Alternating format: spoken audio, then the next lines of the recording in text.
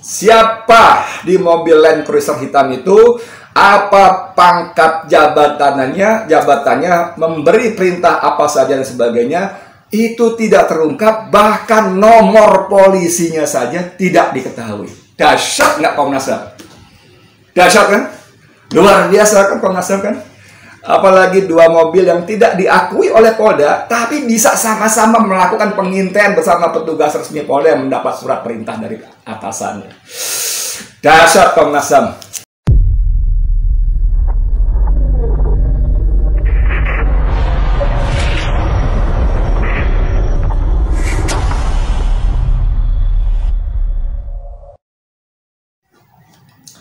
Assalamualaikum warahmatullahi wabarakatuh. Saudara, dengan saya Edi Mulyadi. Saudara sekalian, 18 Januari kemarin senior saya Abang Asy'ari Usman di Forum News Network menulis hancur lebur Ketua Komnas HAM menjadi juru bicara polisi. Dia mengkritisi Ahmad Taufik Damanik, Ketua Komnas HAM, yang mengatakan di satu diskusi online 17 Januari 2021, sehari sebelumnya, bahwa Laskar FPI ketawa-ketawa ketika terlibat bentrok dengan aparat kepolisian pada 7 Desember 2020. Asy'ari Usman juga menulis lebih sinis lagi, Taufan menilai para pengawal Habib Rizik Syihab HRS itu menikmati pergulatan. Kata Asy'ari dalam artikelnya, ini betul-betul hancur lebur. Posisi Ketua Komnas HAM berubah menjadi juru bicara polisi. Pernyataan seperti ini seharusnya diucapkan Irjen Argo Yuwono atau jubir-jubir Polri yang lainnya. Taufan Damanik menyimpulkan begitu berdasarkan rekaman suara voice note percakapan di antara para pengawal HRS yang dia dengar. Mungkin pernah Anda dengar juga. Waktu itu viral di medsos, ada bagian-bagian dari voice note percakapan tersebut yang sesekali terdengar tertawa. Tetapi Taufan tidak meletakkan suara ketawa itu dalam konteks yang utuh. Pertama, menurut Asy'ari ini dalam artikelnya, para pengawal HRS tidak tahu siapa penguntit yang sedang mereka hadapi. Sebelum konferensi pers Kapolda Metro pada 7 Desember siang harinya, maksudnya, yang mengakui aparat kepolisian membunuh 6 pemuda FPI. Pihak FPI tidak menyadari bahwa para penguntit itu adalah polisi. Artinya, pada saat terjadi kejaran-kejaran itu, pihak FPI beranggapan mereka tidak sedang berhadapan dengan polisi. Mereka, dalam rilis resminya ya, pengurus DPP waktu itu menyebut OTK, orang tak dikenal. Dalam konteks ini, Taufan Damanik salah total. Dia mengatakan ada anggota Laskar FPI yang tertawa-tawa saat terlibat bentrok dengan Polda Metro Jaya pada 7 Desember. Taufan lupa bahwa para anggota FPI itu tidak tahu kalau para penguntit adalah aparat kepolisian. Para penguntit yang menggunakan beberapa mobil biasa itu tidak pernah menyebutkan identitas mereka. Artikelnya masih lumayan panjang, tapi saudara, saya penasaran dengan artikel Bang Asy'ari Usman ini, seorang wartawan senior mantan BBC yang punya jam terbang lebih dari 30 tahun di BBC saja. Karena kebetulan kami sama-sama di FNN, saya hubungi beliau.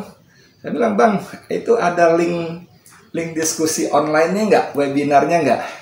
Saya pengen tahu, masa sih ada seorang ketua Komnas HAM bisa mengeluarkan kalimat-kalimat ucapan seperti yang abang tulis, gitu intinya lah gitu ya.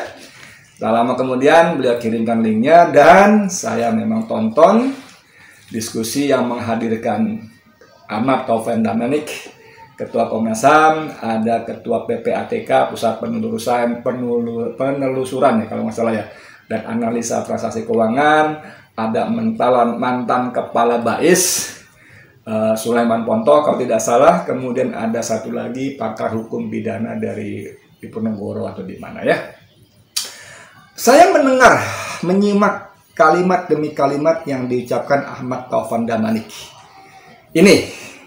Dan saya memang menemukan ada beberapa penjelasan yang minimal kita bisa sebut berbau nyinyir. Nyinyir, saudara. Misalnya pada menit durasi 5.39 sampai 6.22, Ahmad Taufan Damanik menyebutkan bahwa ada kekerasan-kekerasan yang tidak cuma dilakukan oleh aparat, oleh petugas negara, tapi juga oleh masyarakat. Dan salah satu cirinya adalah mereka menggunakan istilah laskar.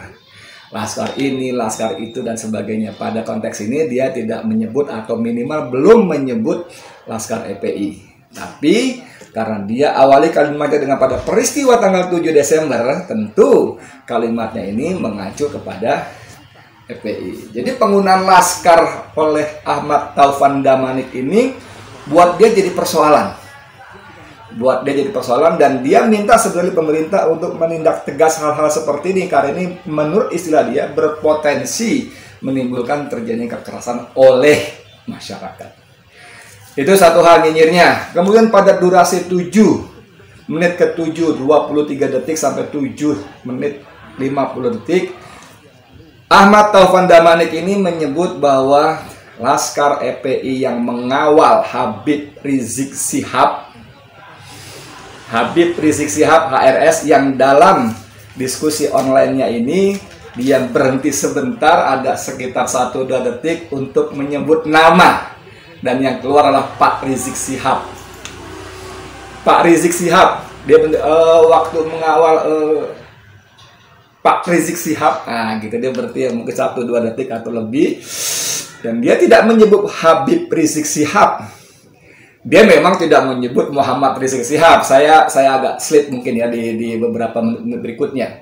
Tapi dia berhenti mengatakan Pak Rizik Syihab. Jadi saudara sekalian, ada dalam alam bawah sadar Ahmad Taufan Damanik, sebagaimana juga mungkin polisi, yang menghindari betul-betul frase Habib Rizik Syihab yang buat sebagian umat besar, umat Islam maksud saya, yang buat kalangan FPI, buat para muridnya, para pengikutnya, para pecintanya, Habib ini adalah sebuah sebutan untuk kalangan sangat terbatas yang merujuk kepada darah daging Rasulullah Sallallahu Alaihi Wasallam. Dan ketika orang menyebut Habib, maka dalam hatinya ada rasa takzim, ada rasa hormat, Dan itu yang mencoba dieliminasi oleh penguasa, khususnya polisi, dengan memperkenalkan frasa baru Muhammad Rizik Syihab yang diamini, diikuti, dan diulang-ulang oleh Komnas HAM dalam laporan resminya terkait pembunuhan 6 anak muda anggota FPI ini. Jadi Ahmad Taufik Damanik pun menyebutnya Pak Rizik Syihab dengan berhenti beberapa saat. Mungkin dia memilih diksi yang tepat dan muncul kalimatnya adalah Pak Rizik Syihab. Monggo. Tapi dia mengatakan bahwa tanpa ragu-ragu di menit ke 7:23 menit ini, 23 detik sampai 7:50 detik ini, Laskar FPI memang memiliki senjata api. Orang boleh beda pendapat. Dan sejak awal Munarman, Sekretaris Umum FPI, mengatakan laskarnya, anggota FPI-nya dilarang membawa senjata tajam, apalagi senjata api. Jadi keluarga anak-anak muda yang tewas dibunuh ini pun memastikan mereka tidak punya senjata api. Bahkan ada orang tua dari Muhammad Suci Qaddafi yang mengatakan anak ini beli gorengan aja kongsian dengan teman-temannya. Bagaimana mungkin dia bisa mengumpulkan uang, entah sendiri, entah keroyokan kongsi juga mereka membeli senjata api. Tapi oke.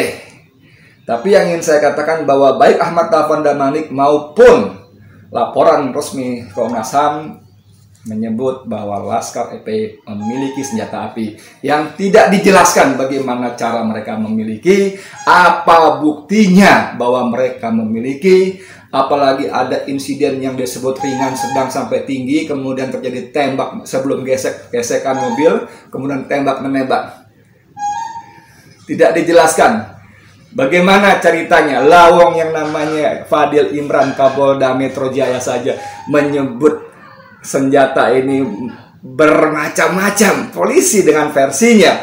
Pertama senjata api sendiri, senjata organik, pabrikan, kemudian senjata rakitan, kemudian disebut lagi merebut senjata polisi dan sebagainya. Soal senjata api saja polisi tidak konsisten dalam penjelasannya, dan bagaimana mungkin Komnas HAM bisa menyimpulkan anak-anak FPI ini punya senjata api. Kemudian saya juga cermati pada menit ke-10 43 detik sampai pukul 12.05. Ini disebut tidak ada pelanggaran HAM berat karena perintah dari pimpinan, dari pejabat Polri adalah surveillance. Kecuali, kata Ahmad Damanik, kalau perintahnya bunuh. Nah, kalau cuma perintahnya penguntitan, bukan pelanggaran HAM berat. Kemudian pengintaian ya. Tapi juga Ahmad Damanik di diskusi ini menerima saja penjelasan polisi kenapa polisi melakukan pengintaian. Karena masih ada 2 panggilan polisi lagi yang harus dihadiri Habib Rizik Syihab. Walaupun saya nggak tahu secara hukum acara pidana apapun lah namanya, apa iya seorang tersangka, seorang yang dipanggil untuk urusan dugaan pelanggaran protokol kesehatan harus diuntit begitu rupa dengan beberapa mobil yang kemudian 2 tidak diakui oleh mobil Polda, dan dengan gampangnya laporan Komnas HAM juga menyetujui, tidak berusaha mengorek secara lebih detail itu mobil siapa isinya, bagaimana bisa menguntit bersama-sama polisi dan seterusnya dan sebagainya. Itu tidak muncul dalam laporannya. Jadi Komnas HAM menerima saja penjelasan dari polisi. Bagaimana tentang 2 mobil yang tidak dikenal ini? Kalau cuma urusan mobil Land Cruiser hitam saja yang datang ke lokasi di rest area kilometer 50, Komnas HAM tidak bisa menemukan nomor polisinya. Siapa pejabat polisi yang turun dari mobil dan memberikan perintah ini, itu menurut laporan utama majalah Tempo. Bayangkan saudara, untuk hal sebasic ini saja Komnas HAM tidak mampu mengungkap siapa di mobil Land Cruiser hitam itu, apa pangkat jabatannya, memberi perintah apa saja dan sebagainya. Itu tidak terungkap, bahkan nomor polisinya saja tidak diketahui. Dahsyat nggak Komnas HAM? Dahsyat kan? Luar biasa kan Komnas HAM kan? Apalagi 2 mobil yang tidak diakui oleh Polda, tapi bisa sama-sama melakukan pengintaian bersama petugas resmi Polda yang mendapat surat perintah dari atasannya. Dahsyat Komnas HAM. Sungguh dahsyat, luar biasa Komnas HAM. Anda benar-benar hebat Komnas HAM. Masya Allah, luar biasa. Kemudian juga di sini disebut ada 2 mobil yang milik Laskar menghalang-halangi mobil petugas, masih di durasi 10 menit 43 detik sampai 12 menit 05 detik. Padahal seperti diulang-ulang bahwa pada peristiwa itu sampai paginya orang tidak tahu, termasuk anak-anak muda yang mengawal mobil Habib Rizik Syihab dan keluarga itu, tidak tahu penguntitnya adalah polisi. Tidak tahu. Karena sampai terjadi pembunuhan sekalipun polisi tidak menampakkan identitasnya. Mereka pakai mobil bukan mobil dinas. Mereka tidak menampakkan identitasnya. Berhenti, kami polisi misalnya. Tidak ada. Bagaimana mungkin Komnas Ahmad Taufan Damanik dengan gampang mengatakan mereka menghadang mobil petugas? Dari mana mereka tahu? Dan bagaimana mungkin seorang Ahmad Taufan Damanik, ketua Komnas HAM, bisa muncul kalimatnya 2 mobil Laskar menghadang mobil petugas? Saya percaya ini Allah yang bekerja. Dari hatinya Allah tampilkan dengan mulut laki-laki bernama Ahmad Taufan Damanik ini. Allah buka saudara, Allah buka. Saya yakin ini Allah yang punya kerja. Kemudian pada menit ke-12 23 detik sampai menit ke-13 11 detik, ini disebut dalam diskusi tadi yang saya sebutkan tadi, Ahmad Taufan Damanik bisa mengatakan mobil-mobil anak-anak muda ini yang 2 ini memprovokasi polisi. Mereka menghadang, bergesekan, bertabrakan. Kalimatnya memprovokasi, saudara. Anda bisa putar di videonya. Itu dia bisa kalimatnya memprovokasi. Saudara sekalian, kalau saja Ahmad Taufan Damanik berempati sedikit saja, kemudian dia mencoba memposisikan dirinya menjadi satu di antara anak-anak muda yang mengawal keluarga Habib Rizik Syihab untuk keselamatannya. Tentu apa yang dilakukan anak-anak muda ini sangat bisa dipahami. Karena dari voice note yang beredar, bagaimana bisa kita ketahui ada mobil-mobil tak dikenal berusaha masuk ke dalam rombongan, berusaha memotong ke dalam rombongan. Tapi kita bisa pahami bahwa anak-anak muda ini bekerja sangat keras untuk menghalangi mobil-mobil tak dikenal ini masuk ke dalam rombongan sehingga membahayakan keselamatan Habib Rizik Syihab dan keluarganya. Jadi ini kerja anak-anak yang bersungguh-sungguh melindungi ulama yang mereka cintai. Tapi Ahmad Taufan Damanik dalam diskusi ini mengatakan mobil-mobil anggota FPI memprovokasi mobil petugas. Sekali lagi ini Allah yang bekerja. Allah tunjukkan hati Ahmad Taufan Damanik dengan mengeluarkan kalimat-kalimat seperti dan kita bisa memahami, saudara. Kemudian pada menit ke-17.03 detik sampai menit 18 sampai 20 detik ini Ahmad Taufan Damanik mengatakan ada insiden yang disebut mulai sedang, tinggi sampai ringan, sedang sampai tinggi. Dan ini dikatakan bahwa di sini dia mengatakan padahal menurut istilah mereka sendiri yang kata Ahmad Taufan Damanik, istilah forensik tadi, mereka bertahan dan melawan. Inilah yang saya maksud, saudara. Inilah yang saya maksud, saudara, bahwa anak-anak muda ini bertahan dan melawan. Karena, kalau mau pakai provokasi, karena provokasi mobil-mobil tak dikenal yang mengganggu perjalanan. Yang kalau kembali kepada tugas mereka ditanda tangan atasan, mereka hanya bertugas mengintai, surveillance, penguntitan, pengintaian, bukan memotong rombongan, apalagi membahayakan keselamatan warga Habib Rizik Syihab. Jadi dari sini saja mereka sudah menyalahi perintah atasan. Perintah atasan adalah surveillance, pengintaian, penguntitan, bukan mengganggu, apalagi memprovokasi, apalagi sampai menembak, membunuh anak-anak muda ini. Tapi Ahmad Taufan Damanik sangat nyata sekali kalimat-kalimatnya berpihak kepada polisi, sehingga wajar kalau Bang Asy'ari Usman menyebut benar hancur lebur, ya, dia kasih judul hancur lebur Ketua Komnas HAM menjadi juru bicara polisi. Dalam diskusi ini juga di menit yang tadi 17.03 sampai 18.28 tadi, Ahmad Taufan Damanik mengatakan anak-anak muda ini ketawa-ketawa. Ya iyalah, mereka merasa bisa mengecoh orang-orang tak dikenal yang membahayakan keselamatan Habib Rizik dan Syihab dan keluarganya.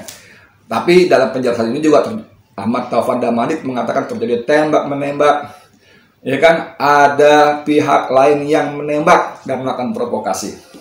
Inilah yang saya maksudkan tadi. Dia tidak bisa menjelaskan bukti apa bahwa senjata itu milik anak-anak muda anggota FPI dan melakukan tembak-menembak, membalas tembakan.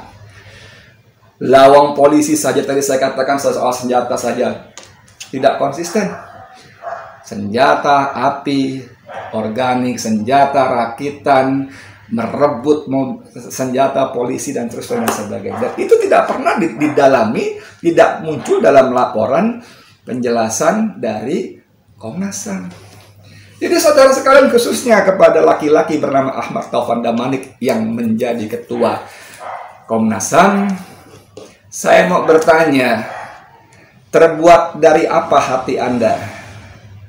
Anak-anak muda ini jelas korban, jelas dibunuh, dengan dua versi menurut Anda, dua kejadian, satu tembak-menembak, kedua di dalam mobil yang Anda katakan pelanggaran HAM saja, tidak pakai berat. Apapun ceritanya, tapi Anda tidak menjelaskan bagaimana menjelaskan lebam di tubuh warna hitam di sekitar luka tembakan, kulit yang terkelupas karena terbakar, kemaluan yang bengkak, itu cuma dijelaskan secara resmi, saudara, secara resmi dalam laporan Komnas HAM, itu karena perjalanan waktu, konsekuensi waktu. Rusak, katakanlah begitu. Itu penyiksaan. Kalau kita yang punya hati terbuat dari gumpalan darah yang Allah sebut hati itu, yang Nabi Muhammad SAW sebut bahwa kalau gumpalan darah ini baik, maka baiklah amal manusia itu. Kalau gumpalan darah ini adalah buruk, busuk, maka buruklah amal perbuatan manusia itu. Maka saya mau bertanya, terbuat dari apakah hati engkau, wahai Ahmad Taufan Damanik? Tidakkah engkau berpikir ketika engkau mengatakan mereka punya senjata tajam, mereka menembak dengan polisi, melakukan tembakan? Ketidakkah engkau berpikir bahwa ketika engkau mengatakan mobil anak-anak Laskar EP ini memprovokasi, itu sangat menyakiti hati keluarganya, keluarga mereka yang kehilangan anak-anak yang bisa jadi adalah tumpuan hidup keluarga itu. Muhammad Suci Qaddafi bulan September, insya Allah tahun ini diwisuda. Bisa nggak dibayangkan betapa bangganya Herman, petugas satpam yang hidup pontang-panting, jungkir balik untuk memenuhi kebutuhan hidup dasarnya. Betapa bangganya laki-laki berperawakan sedang ini datang ke wisuda anaknya Ahmad Suci Qaddafi, dan itu selesai batal semua karena anak muda ini bersama 5 temannya tewas dibunuh oleh polisi. Jadi terbuat dari apakah hati engkau, wahai Ahmad Taufan Damanik? Saya cuma bertanya, saya tidak berani menuduh. Nanti saya dijerat dengan UU ITE lah, apalah namanya, yang kita semua tahu bagaimana hukum berada di tangan penguasa. Serah penguasa mau diapakan, dilipat, dicukir, balikan segala macam. Sudah terlampau banyak contoh-contohnya. Oke, sekian dari saya, Edi Mulyadi untuk FNN. Assalamualaikum warahmatullahi wabarakatuh.